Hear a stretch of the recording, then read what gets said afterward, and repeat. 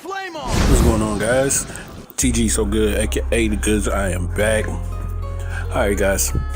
So let's talk player build system. Now, I think, well, first and foremost, let me give a big shout out to Bobby Cinco. Bobby Cinco on YouTube, aka Cinco Got Game on Twitter. You guys go follow him. And forgive me if you hear me pouring this cereal in the background. Captain Crunch. Leave a comment if you rock with Captain Crunch. Anyway, so Bobby Cinco brought up something good. A good point.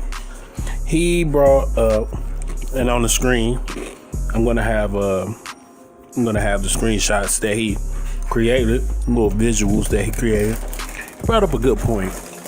When you go in game and you look at like different superstars or just any player, different players, you will see a player type or player. It's very similar to a player archetype. So what he did was he went through the game, looked at all these players, looked at all the player builds that are already in the game in regular rosters, and he listed out all the builds for each position. So big shout out to him once again. Bobby Cinco on YouTube, Cinco Got Game on Twitter. You guys make sure you follow him because dude is dope in real life. He's dope on YouTube. Go follow him. I'm sorry if I'm smacking, guys. I'm eating this Captain Crunch. So he listed out all this stuff. So again, check out all the screenshots right here, but you can follow him yourself if you want to check out more info. So he went through all the players. So I'm going to show you in game where this stuff is. So basically, I got the feeling. So I felt like it was going to be like this anyway. Archetype system, new archetype system, or new player build system, already hidden in plain sight in previous 2Ks. You know, I might even title the video that. But take it to another level. Okay, Cinco, he gave us that info. But I'm thinking what they're going to do to make it appear a little bit new is they're going to change up some of the names. So right now, I'm thinking they're going to use this exact system, but they're going to change up some of the names. So instead of calling something a two-way superstar, they might call it something else, something we're more familiar with, you know?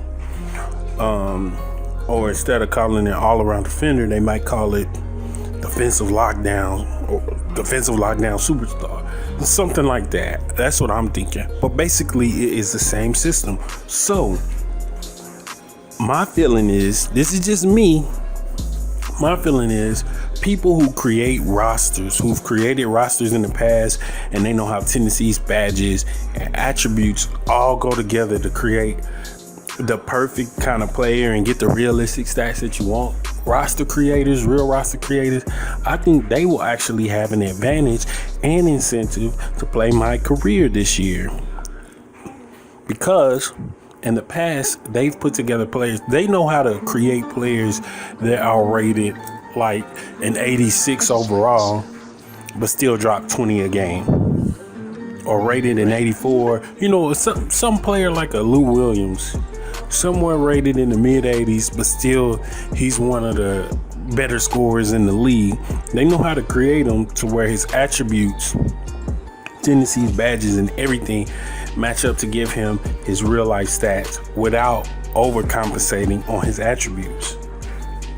So that's why I think guys like the infamous NY, other roster creators, plenty of roster creators on OperationSports, I think these guys will have the advantage because my career always gives you, they have a different formula for the my career player overall ratings. So like when you're a 99, you're not really a 99, or when you're a 90, you're not really a 90. Maybe you're really more like an 86, you know?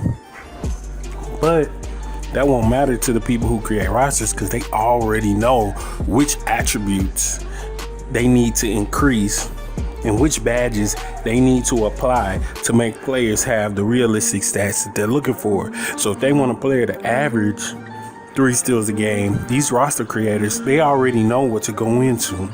Now, with people who just play My Career, I don't think they're going to worry about that, because since you are actually controlling the player, it might not be as big of a deal. But I think the thing that roster makers have over the normal My Career players is the roster makers, they know that some of these attributes don't actually work like you think they should.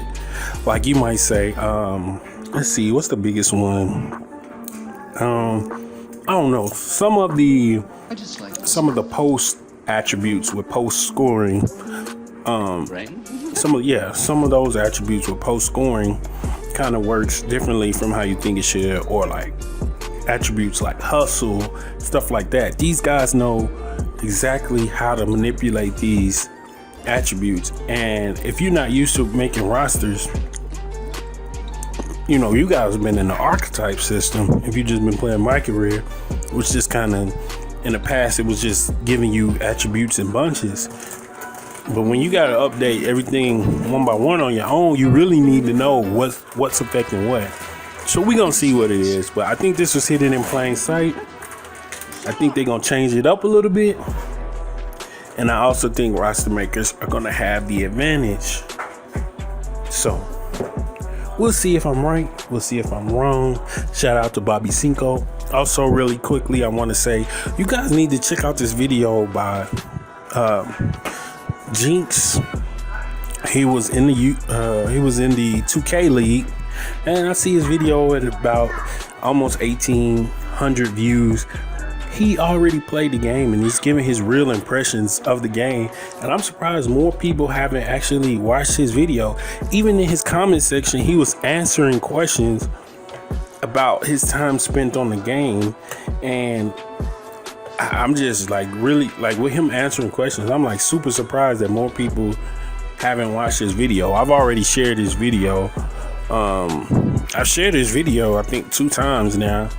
And still people haven't gone to it, so I thought I would give that a mention. But anyway, till next time, guys, this is the goods. I'm gone.